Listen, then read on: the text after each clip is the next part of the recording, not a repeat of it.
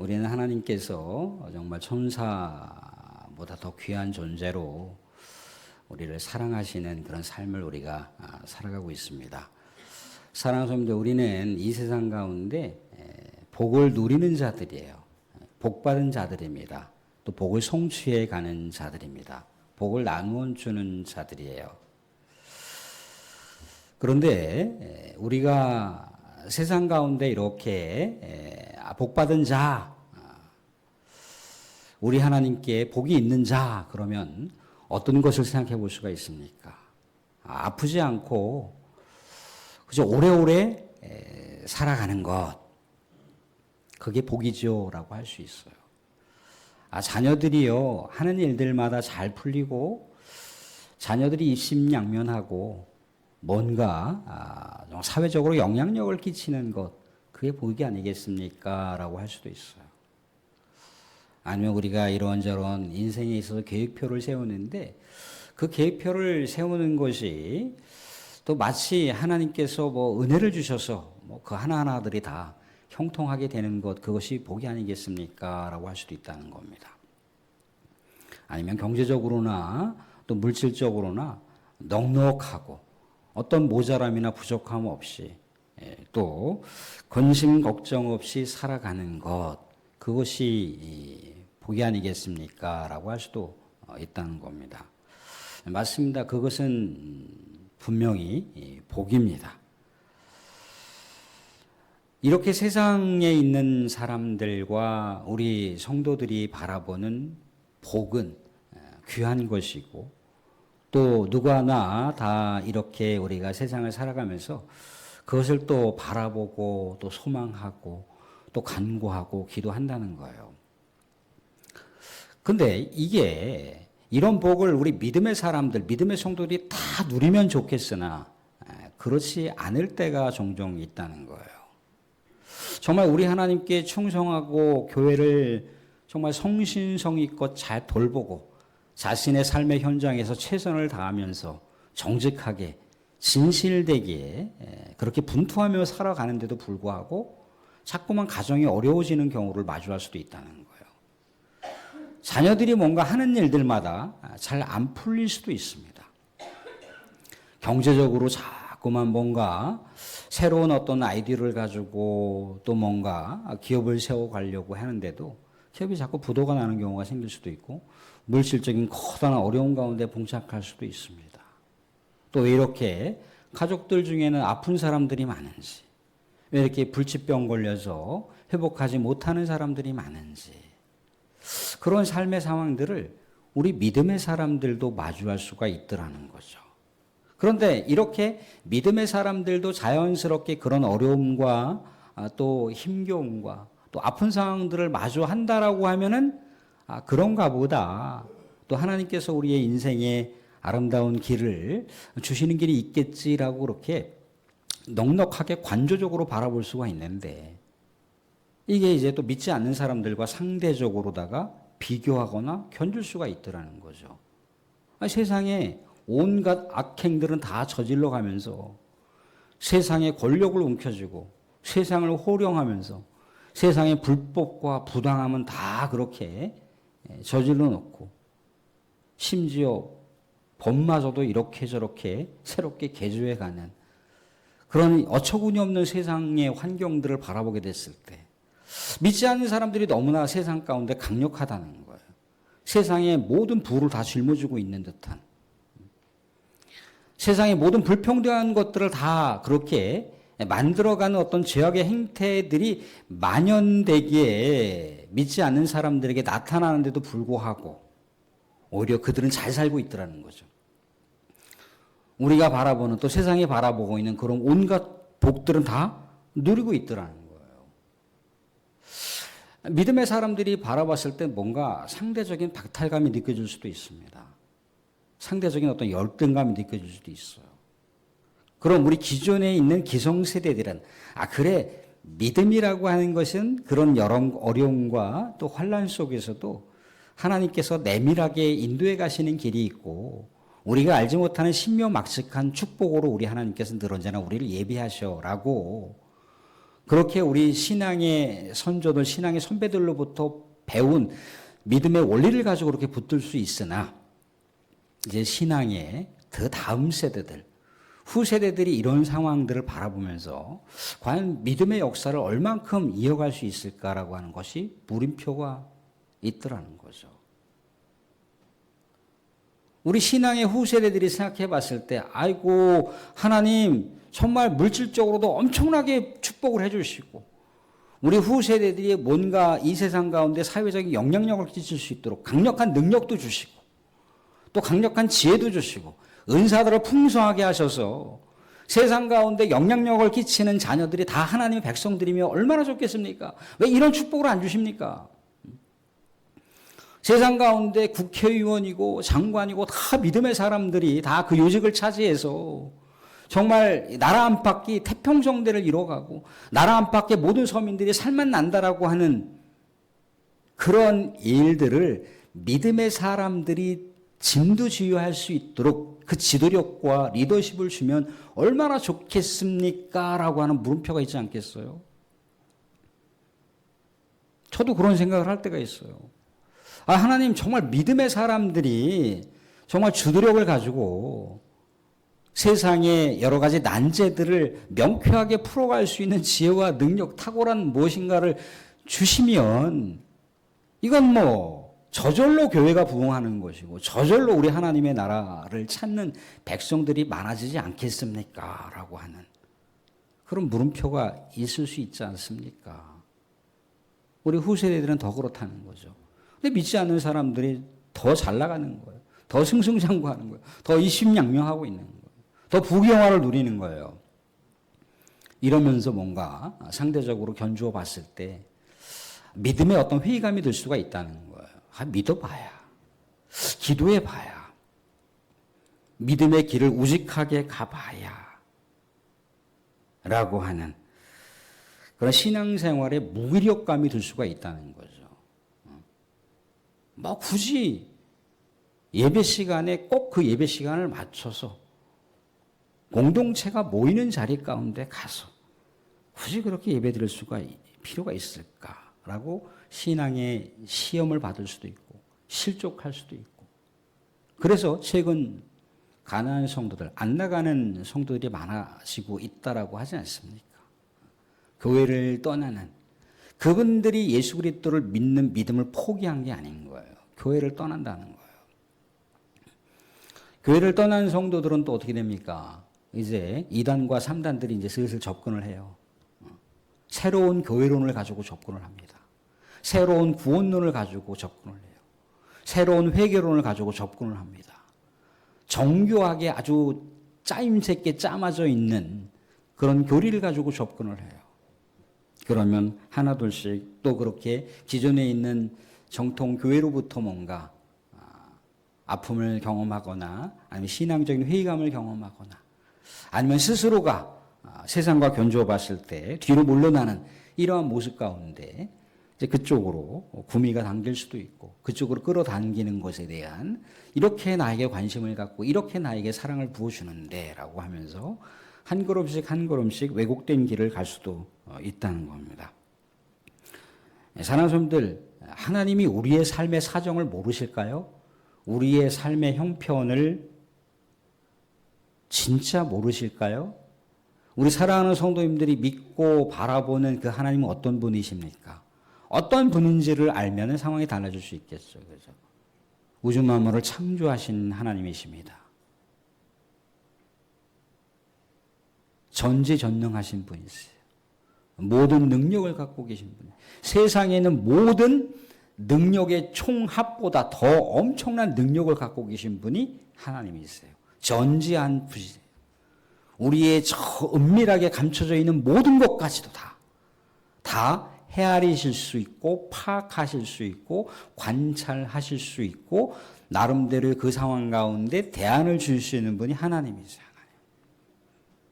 그러니까 우리가 고민하고 있는 바를 모르실 분이 아니라는 거죠. 그죠? 그런데 왜 능력을 주시고 세상 가운데 우리가 생각하고 있는 복에 대한 개념들을 다 응답해 주시고 채워주시면 될 것을 왜 하나님은 그런 방법으로다가 이끌어가지 않는다는 거죠.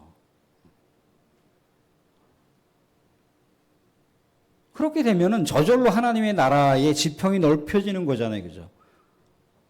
얼마든지 믿는 사람들이 그런 복을 누릴 때 옆에 있는 믿지 않는 사람들이 어떻게 그런 복을 받을 수가 있어요? 라고 그렇게 그 복의 비결에 대해서 물어볼 거 아니에요. 그럼 예수님 믿으세요. 그러면 복 받아요. 교회 다니세요. 그럼 복 받아요. 그럼 저절로 전도가 되는 것이고 저절로 부흥되는 거예요. 왜 하나님 이런 방법을 사용하지 않으실까?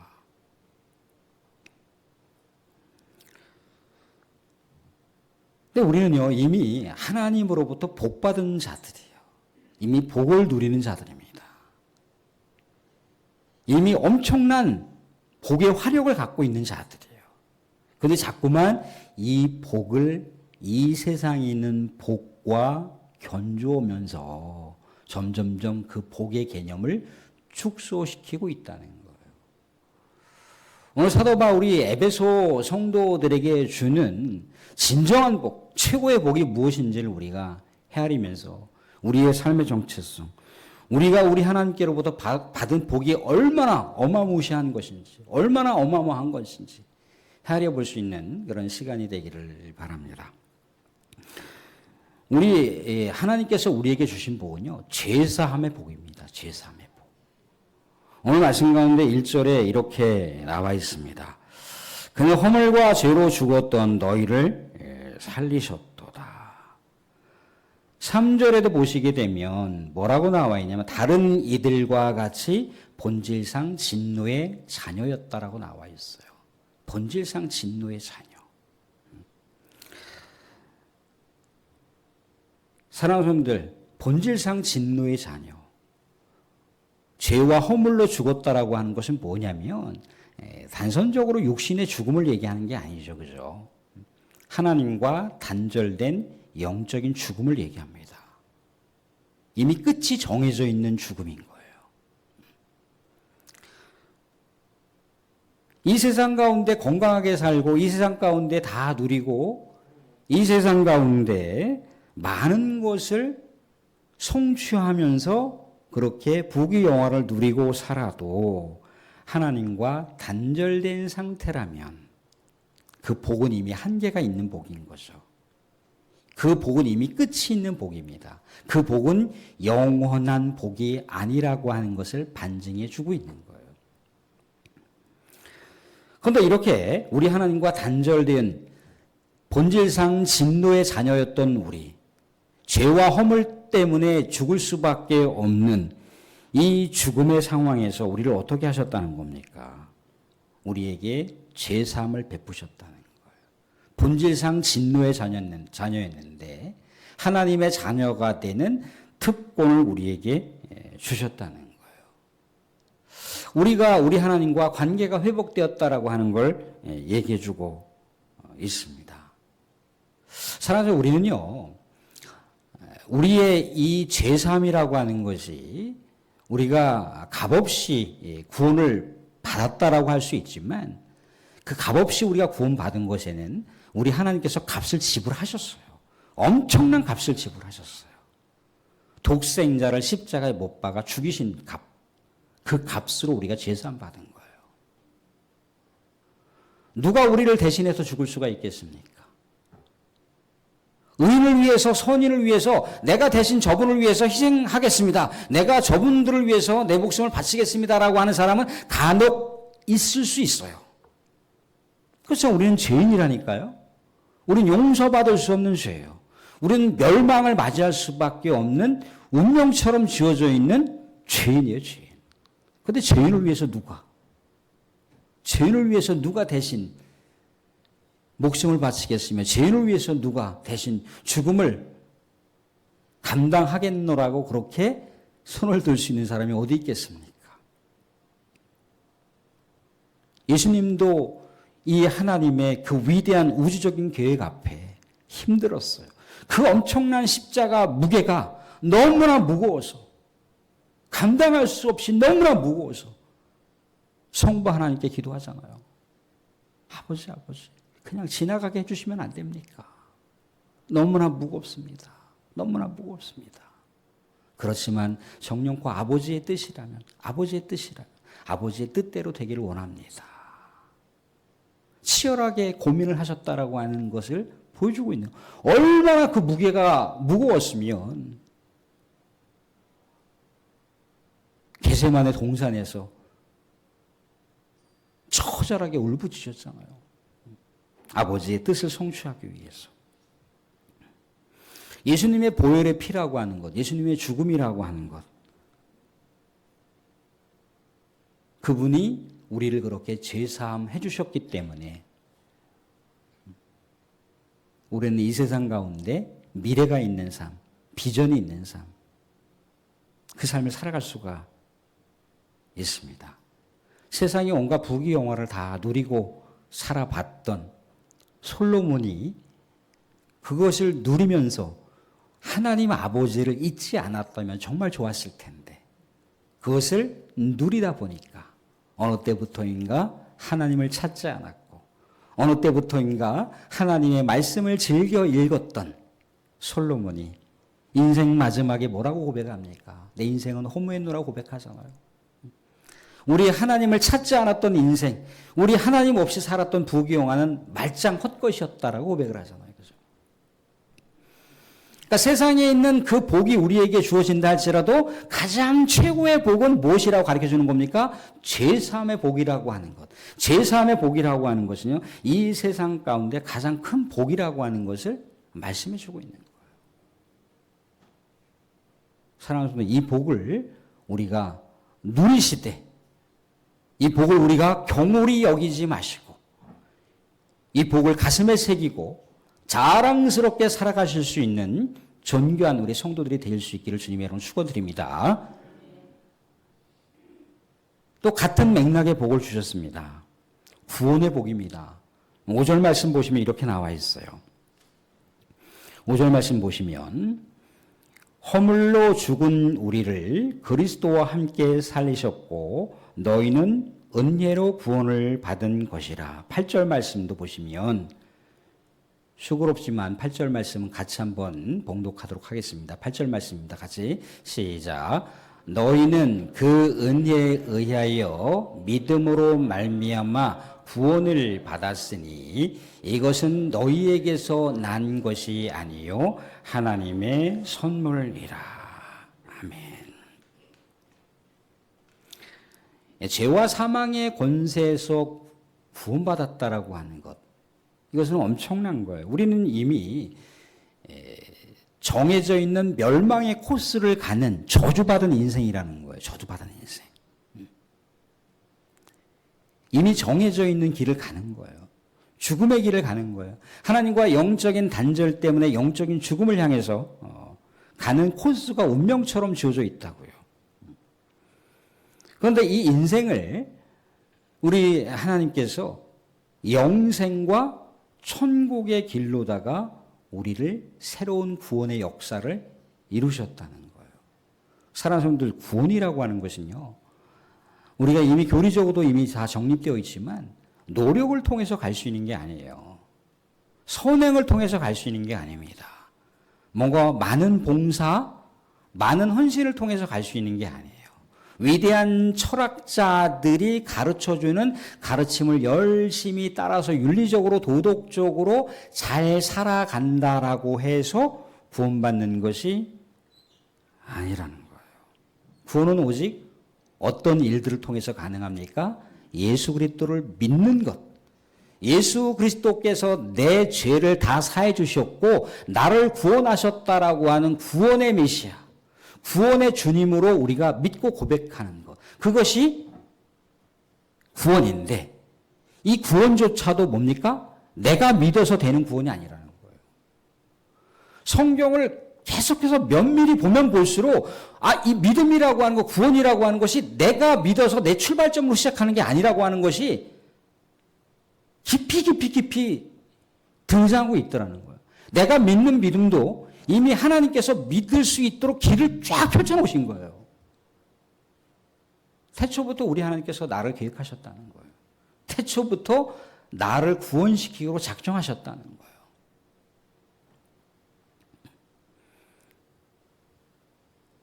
오늘 하나님의 선물이라고 얘기를 하고 있습니다. 행위에서 난 것이 아니라고 얘기하고 있어요. 우리는 살아가는 사람도 구원받았다라고 하는 것은요, 신분 자체가 바뀌는 거예요. 소속 자체가 바뀌는 거예요. 누구 지상의 누구가 아니라 하나님의 자녀라고 하는 소속과 신분이 바뀌는 거예요. 예수 그리스도를 믿는 성도라고 하는 정체성 신분이 바뀌는 거예요. 사랑하는 사람들, 신분이 바뀌는 건 뭘 얘기합니까? 세상에 있는 것으로 그 신분을 빼앗을 수 없다는 거예요. 세상의 질병이, 세상의 수많은 여러 가지 어려움이, 심지어 죽음이, 세상 가운데 수많은 실패가 우리가 하나님의 자녀가 됐다라고 하는 권세를 뭉갤 수가 없다는 거예요. 우리가 예수 그리스도의 십자가 보혈의 피로 구원받았다라고 하는 위대한 진리를 회방할 수가 없다. 회파할 수가 없다는 거예요. 무너뜨릴 수가 없다는 거예요. 이게 하나님의 구원이에요. 그러니까 우리는 이 세상 가운데 영원한 생명을 갖고 살아가는 거예요. 많은 분들이 그러잖아요. 이 세상 가운데 우리가 덤으로 주어진 인생, 이 세상 가운데 의미 있는 삶을 살아가면 되는 거예요.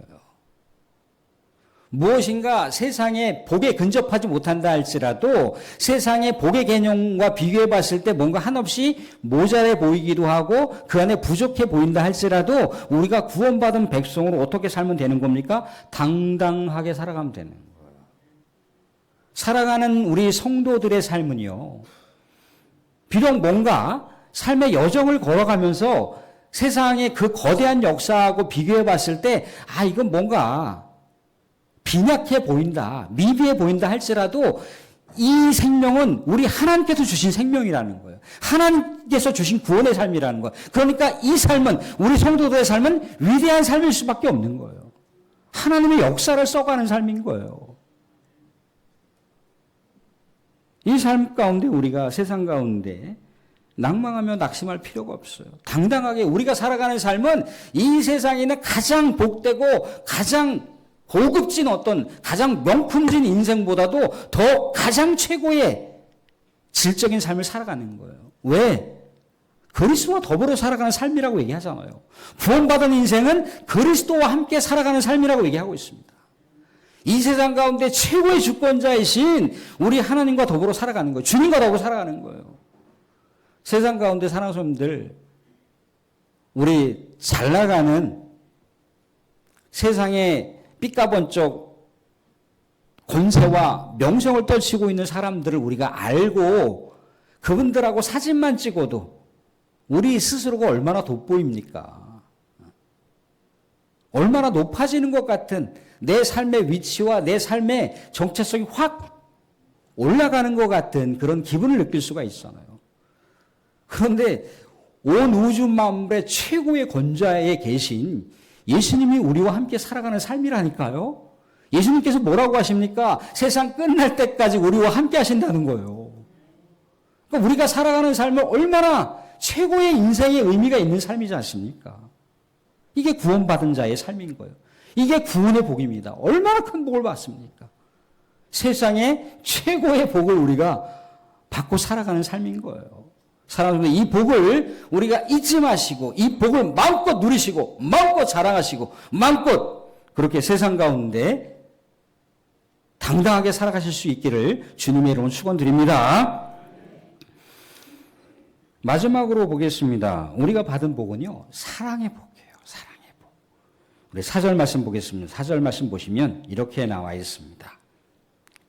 진노의 자녀였던 우리가 4절 말씀 보시면 긍휼이 풍성하신 하나님이 우리를 사랑하신 그 큰 사랑을 인하여 사랑을 하셨다고 하고 있어요.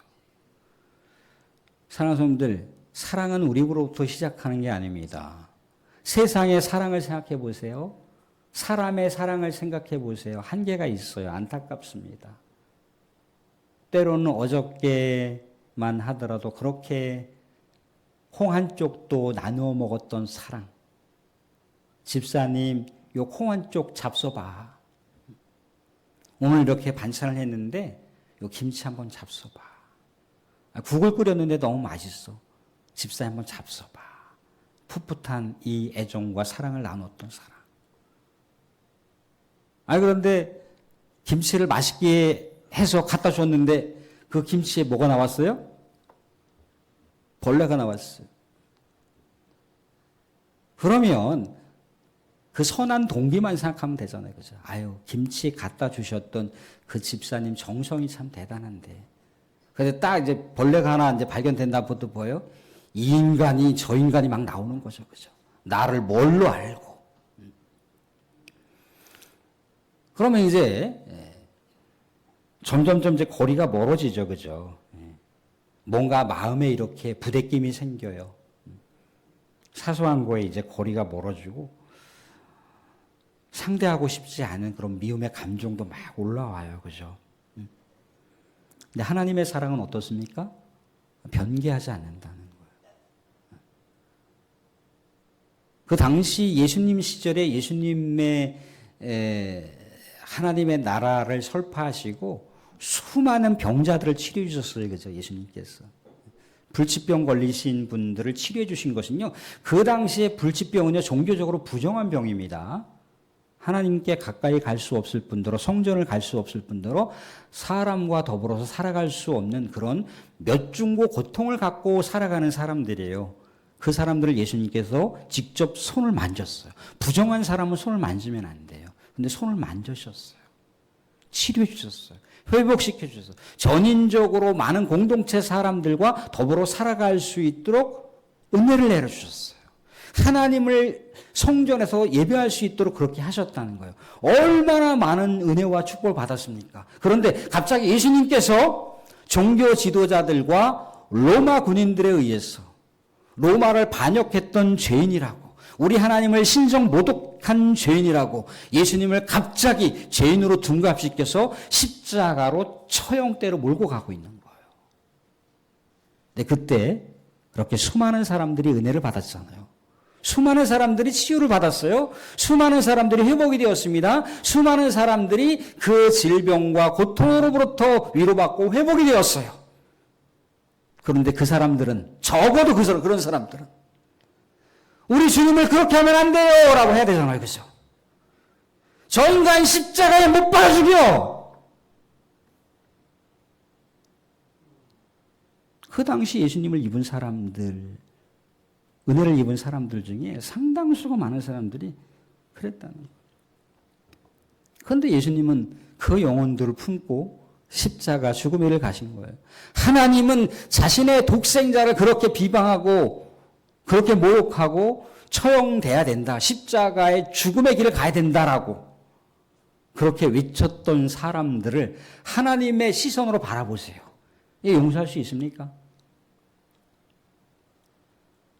내 사랑하는 자녀들에게 누군가가 이렇게 저렇게 해코지를 해요. 부당하게 해코지를 합니다. 말도 못하게 고통을 줘요. 내 사랑하는 아들, 딸들에게. 그럼 어머니의 심정이 뭐가 되겠어요? 아버지의 심정이 뭐가 되겠어요? 그죠? 이게 하나님 아버지의 마음인 거예요.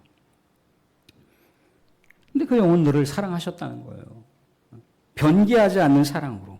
그럼에도 불구하고 아들을 꾸역꾸역 십자가에 처형시키셨어요. 끝내 죽이셨어요. 아들도 고민했던 그 길인데 그 길을 우리 성부 하나님께서 그렇게 하셨다는 겁니다. 사랑하는 분들, 우리 사랑하는 우리 성도님들이, 저도 이제 90세가 넘으신 92세, 3세가 되신 홀어머니가 계세요. 이렇게 뭔가 자주 연락드리고 또 가끔씩 찾아뵙고 또 주변의 자녀들을 찾아봐요.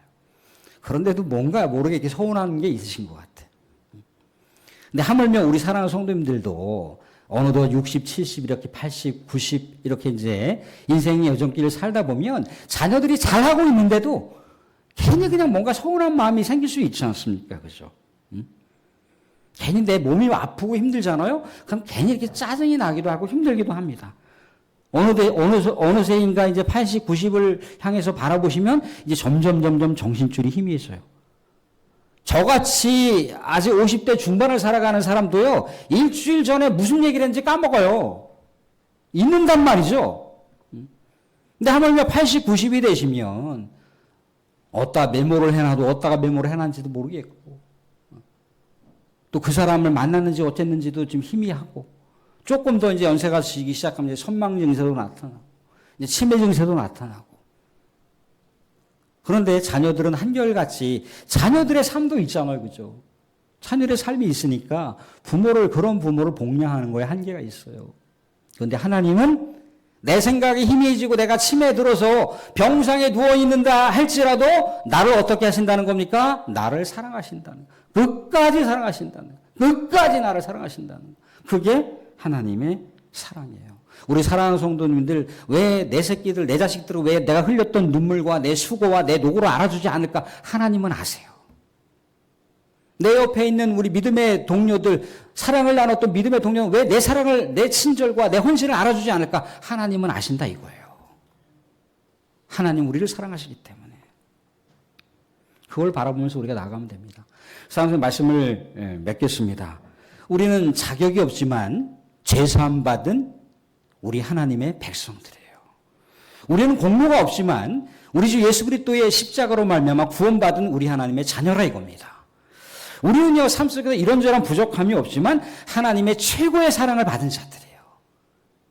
이 놀라운 최고의 복들을 우리가 잊지 마시고 우리가 더 우리 하나님의 이 복을 받고 더 많은 사람들에게 구원의 소식을 전하고 더 많은 사람들을 용서하고 더 많은 사람들을 사랑하시고 그렇게 우리가 인생의 여정길 또 살아가실 때 우리 하나님께서 우리를 끝까지 동행하신다고 하지 않습니까? 그 구원받은 놀라운 축복, 제산받은 그 놀라운 축복, 사랑받은 놀라운 축복을 세상 가운데서 마음껏 우리가 펼치시고 사랑하시고 나누어 주시는 가운데 하나님의 위대한 뜻을 이 땅 가운데 펼쳐 가시는 하나님 나라 역사의 주인공, 우리 하나님의 존귀한 자녀된 권세의 삶을 살아가실 수 있기를 주님의 이름으로 축원드립니다. 아멘.